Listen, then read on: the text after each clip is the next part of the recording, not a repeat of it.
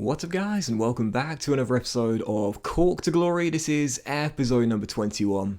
And it's also the season finale as well. After back-to-back wins, including a massive one against Luton Town, we have indeed guaranteed promotion to the Championship, exactly what we were hoping for at the start of the campaign. And with 3 games to go, 4 points behind Barnsley, though we do have the game in hand, there is still a chance we could win the title and back-to-back championships on our way to the Championship. So for our first of the final 3 games of the season here, away at Portman Road against Ipswich Town in the final away day of the campaign. Do you remember in the last episode I was talking about the pressure getting to me and me buckling under it and not being able to contain my nerves? Yep, 12 minutes to go in the game, we're still deadlocked at 0-0. I've not played very well, and oh my word, I mean, you've seen some horrendous bits of defending from yours truly throughout the course of this save. That's one of the very worst. I don't know what on earth I was trying to do there with O'Connor. I have absolutely no idea why I didn't just pass it back to Ntumba, kick it out wide, or just do anything other than stop the ball on a dime on the edge of my own area there under pressure. That was absolutely atrocious, and after a decent unbeaten run, it is over. We lose 1-0 to Ipswich. To be fair, right now in the playoffs and trying to cement a playoff place as well. And that's probably going to do it for us now as well. There is still a chance. If we win our final 2 games and Barnsley lose on the final day, we could be crowned champions. But it is incredibly unlikely now. I absolutely bottled that one there against the Tractor Boys, and I only have myself to blame for that one. You know, sometimes you can blame things that happen in the game, you know, poor AI marking or goalkeeping mistakes, or as we saw early on in the season against Portsmouth, stupid bugs in the game. But yeah, sometimes you just got to hold your hands up, take the L, and accept when you made the mistake. I certainly did there, and that possibly could have costed the title, because we did beat Plymouth in the penultimate game of the season. Eamon Cunningham, the real deal, scoring once again his 3rd goal in 4 games for our number 8 as we win the game by a 1-0. But unfortunately, as you can see, Barnsley actually played their final fixture before the actual final day, and because they won it, that confirms it now. 5 points behind Barnsley, we cannot catch them, and in a way it's kind of like a bit of a relief they actually won the final 3, because had they slipped up, then obviously had we had the draw against Ipswich Town, which we were holding on for, then a win and 2 wins on the final day would have given us the title. But instead, whether we lost or gained a point at Portman Road, it would not have mattered. We still wouldn't be able to do it due to Barnsley winning their final 3. So I guess the O'Connor... I'm sitting there like trying to downplay how bad the mistake was. Look, Doxy boy, just take the L, alright? You messed up, just deal with it, mate. Everyone saw it was terrible. But still, following out, look at the academy as we enter May as well. And I did indeed promote McWilliams to my first team. And as we check his potential... This is why I didn't want to jinx it in the last episode. I had a feeling. Reese Press, I'm so sorry for slagging you off and insulting you in front of your wife and kids by threatening you with redundancy a couple of weeks before Christmas. Potential to be special. 63 rated, 17-year-old central midfielder. As you might notice, I gave him a playmaker development plan whilst he was in the academy. He actually started off with a 1-star week for, which is just nowhere near good enough for me. But to me, he does look like an attacking midfielder. You saw his range of stats there. He's got great dribbling, great ball control. He's an attacking midfielder. He's not a central midfielder. He's an attacking midfielder. He's not got no defensive stats whatsoever.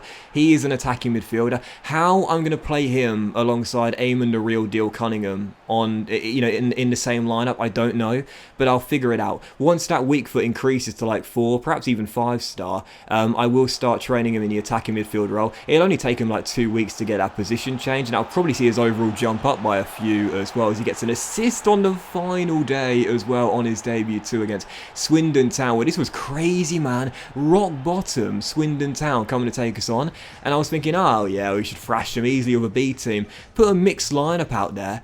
Goodness gracious me, I was 5 minutes away from throwing away an undefeated home league campaign against a side that were rock bottom and already relegated.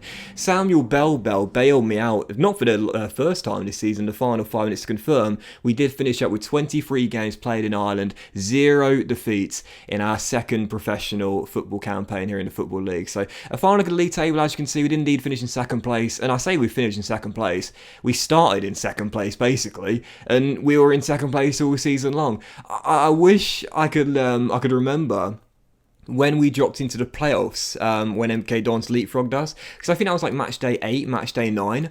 After we got back into 2nd place, We stayed there all season long. So Barnsley up as champions, we finished runners-up, and whilst I would have loved back-to-back titles, and I did kind of choke it towards the end of the campaign, listen, at the start of the season, what did I say? Back-to-back promotions would be more than good enough for me. We don't need to win back-to-back titles. Yes, it would have been amazing. Yes, I would have loved it, but listen, second place is more than good enough for me. So going to the Championship, baby, that's the only thing I wanted at the start of the campaign. So a brief look at our academy as I put one more player into our youth setup, and again, we seem to have a really decent player. And look at the top scorer, assist and clean sheets charts in League One as well. Bell won the Golden Boot as we knew he would, but Barry Sharkey the Shark, back-to-back assist titles for the Shark. I was just as happy about that as Bell winning the Golden Boot. Go on the Shark, we love our number 3. And Tumba won the Golden Glove with 23 clean sheets. What a pickup on a free.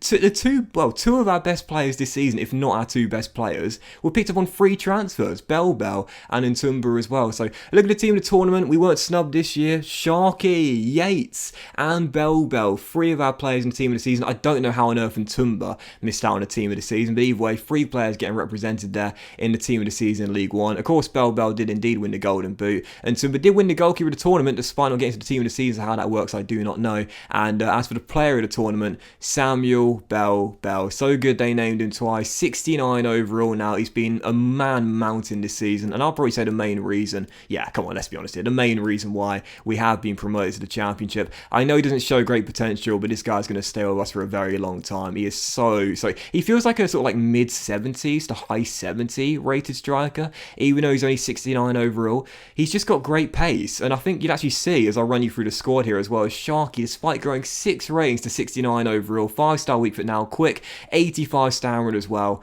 At only 19 and after back-to-back assist titles, he still doesn't show great potential. EA, please, I'm begging you now, please let him show great potential. I don't understand why he doesn't have it yet. Same with Leo Yates, up to 69 overall. Great season for Leo this season. Leo, but still doesn't show great potential either. But yeah, we'll see Bell in a moment as Keating still hasn't got his showing great potential tag back either, despite changing to a right back this season and now 73 overall at just 18 years old. You'll see Bell stats. Oh my god, you'll see it in a minute. He's got 73 finish. That's what I was going to say. Keenan's grown 5 rating, 74 overall. He's such a physical beast, Rory Keenan. You don't see how good this guy is in the games either. What a change going from striker to holding mid. He is so good as a defensive midfielder with the high stamina and the high strength as well. He's absolutely fantastic. Adam Bowen grew 2 ratings. He has the exciting prospect tag. I'll be honest here, though, despite the potential, I didn't really get on with Adam since he came out of the academy. There's McWilliams, an assist on the final day that helped us rescue the point against Swindon. Potential to be special. I don't know how I'm going to fit him and Cunningham in the starting 11 at the same time, but I've got to find a way, because the real deal got 11 assists and 9 goals in 19 games, up to 69 overall. His development plan has now finished in Dynamo, as he's got the 5-star skill moves, which I absolutely love. I'll have to find a way to get them both in the team. I wouldn't even be against playing with 2 attacking midfielders and having him and him and McWilliams, the guy who just came out of the academy, together with Rory Keane sitting deep. That might be a bit too attack minded, especially in the Championship, but right now it's the only way I can think of getting them both in the team at the same time. But yeah, as for Bell there, 73 finishing, 78 shot power, amazing physical stats, 32 goals in 40 games in League One, Golden Boot winner. He didn't pull an Ivan Toney in the end, unfortunately. I do believe that I will get to 40 league goals with someone again. I thought I had a genuine chance with Bell. Obviously, it wouldn't have meant as much, of course, because there's more league games in the Football League than the Premier League, but either way, 32 is still good enough for me and good enough to win the Golden Boot as well. So as I simulated the end of the season, we did see 4 youth players were unsettled and wanted to get pro deals. I gave 2 pro deals and released 2 as well. I am being a lot more selective now with my boys in the academy, though. Costello was always going to get a pro deal. His potential has not dropped from 81 to 87, and he looks like a really decent fullback, so he would get a pro deal. And we also released someone else as well with incredibly low overall. Basically now, if a player's got like under 50, 53, 54 overall, I don't really think there's much point in giving him a pro deal, because there's just way too much progression required in a much shorter space of time now and there are better youth players coming through the academy anyway.